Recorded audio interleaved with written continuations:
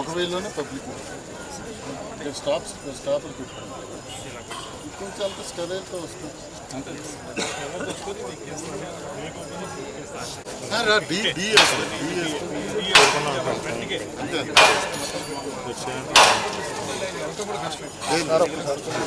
ఆపేస్తుంది. అదైతే బాగానే ఉన్నా.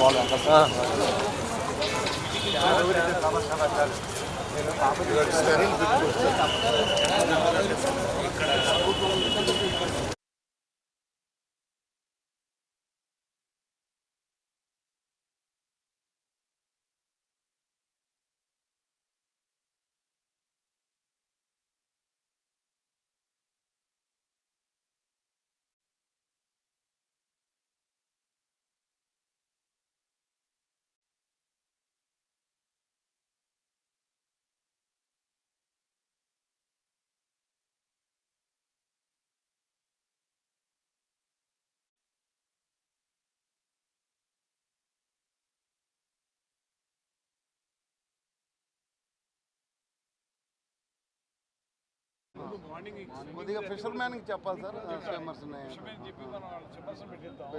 అదర్వైజ్ మామూలు మార్నింగ్ స్విమ్మింగ్ వస్తారు సార్, వాళ్ళందరూ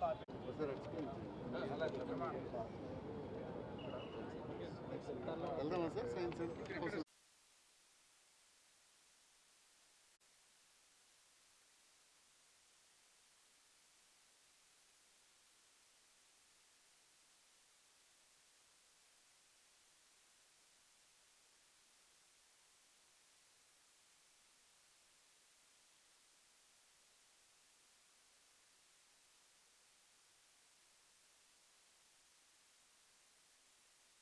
లో 26వ తారీఖున రాష్ట్ర ఉప ముఖ్యమంత్రి పవన్ కళ్యాణ్ గారు కేంద్ర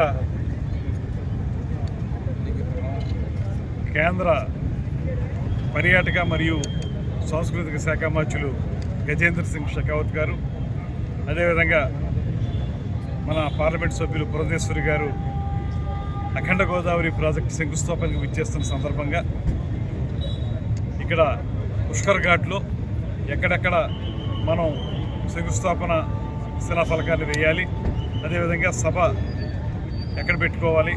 సభ అంటే పెద్ద సభ కాదు, అది వచ్చిన గ్యాదరింగ్కి ఈ ప్రాజెక్ట్ యొక్క వైశిష్ట్యాన్ని చెప్పే విధంగా ఒక చిన్న గ్యాదరింగ్తో మాట్లాడేటువంటి మాట పెట్టుకుని ఇక్కడి నుంచి సైన్స్ మ్యూజియం, ఆ తర్వాత మధ్యాహ్నం నుంచి దివాన్ చెరువులోని నగరవనంలో ఫారెస్ట్ అకాడమీ, వీటికి సంబంధించినటువంటి కార్యక్రమాల్లో పాల్గొనడానికి ఏ రకాల్లో ఏ రూట్లో రావాలి, ఏ రూట్లో మనం ఈ కార్యక్రమంలోకి అతిథుల్ని తీసుకెళ్ళాలి, ఎక్కడ మనం చిన్న చిన్న సమావేశాలు ఏర్పాటు చేసుకోవాలనేటువంటి అంశం మీద ఇప్పుడే పోలీస్ డిపార్ట్మెంట్ వారి ఎస్పీ గారి ఆధ్వర్యంలో వారి సిబ్బంది నేను చూడడం జరిగింది. అది మా టౌన్ అధ్యక్షులు వై శ్రీనివాస్ గారు, అదేవిధంగా మొన్న కలెక్టర్ గారు మేము కూడా వచ్చి చూసి ఇక్కడ ఎక్కడ శిలాఫలకం ఉండాలనేటువంటిది కూడా చూసాం.